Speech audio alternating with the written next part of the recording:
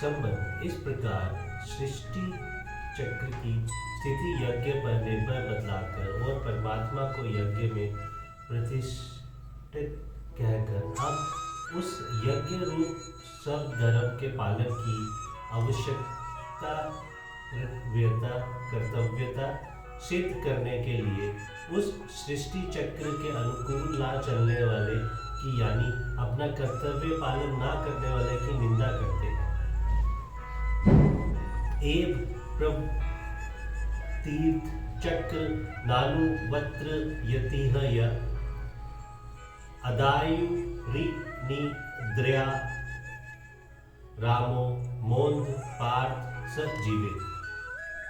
हे पार्थ, जो पुरुष इस लोक में इस प्रकार परंपरा से प्रचलित सृष्टि चक्र के अनुकूल नहीं बरतता अर्थात अपने कर्तव्य का पालन नहीं करता, वह इंद्रियों के द्वारा भोगों में रमन करने वाला पापी पुरुष व्यर्थ ही जाता है।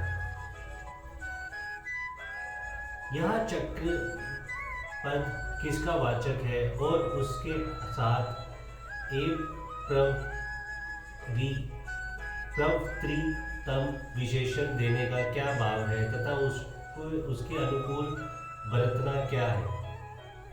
14वें श्लोक के वर्णानुसार चक्रम पद यहाँ सृष्टि परंपरा का वाचक है, क्योंकि मनुष्य के द्वारा की जाने वाली शास्त्र विहित क्रिया से यज्ञ होता है, यज्ञ से वृष्टि होती है, वृष्टि से अन्न होता है, अन्न से प्राणी उत्पन्न होते हैं, उन प्राणियों के ही अंतर्गत मनुष्य के द्वारा किए हुए कर्मों से यज्ञ और यज्ञ से वृष्टि होती है। इस तरह ये सृष्टि परंपरा सदा से चक्र की भांति चली आ रही है। यही भाव दिखलाने के लिए चक्रम पद के साथ एक पवित्रतम विशेषण दिया गया है।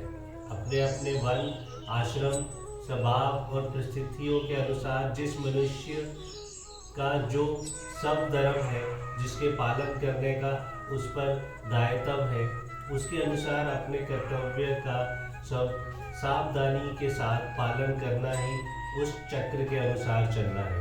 अतएव आस्तिक और कामना का त्याग करके केवल इस सृष्टि चक्र की सुव्यवस्था बनाए रखने के लिए ही जो योगी अपने कर्तव्य का अनुष्ठान करता है, जिसमें कि मात्र भी अपने स्वार्थ का संबंध नहीं रहता, वह उस सब धर्म रूप यज्ञ की प्रतिष्ठा परमेश्वर को प्राप्त हो जाता है।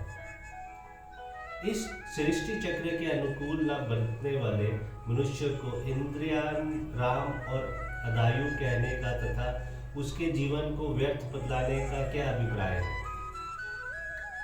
अपने कर्तव्य का पालन ना करना ही उपयुक्त सृष्टि चक्र के अनुकूल ना चलना है। अपने कर्तव्य को भूलकर जो मनुष्य विषयों में आसक्त होकर निरंतर इंद्रियों के द्वारा भोगों में ही रमन करता है, जिसे किसी प्रकार से भोगों के द्वार इंद्रियों को तृप्त करना ही जिसका लक्ष्य बन जाता है, उसे इंद्रिया राम कहा गया है।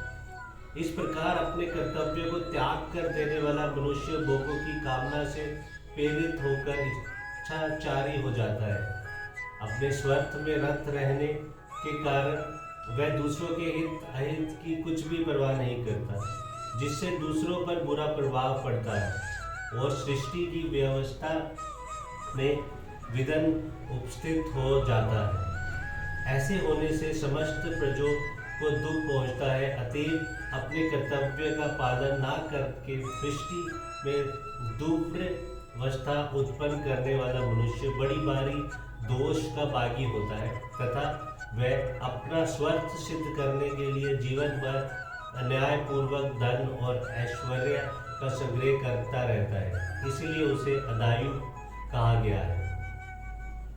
वह मनुष्य जीवन के प्रधान लक्ष्य से संसार में अपने कर्तव्य पालन के द्वारा सब जीवों को सुख पहुंचाते हुए परम कल्याण स्वरूप परमेश्वर को प्राप्त कर लेना, इस उद्देश्य से स्वतः विजित रह जाता है और अपने अमूल मनुष्य जीवन को विशेष भोगों में रत रहकर व्यर्थ होता रहता है।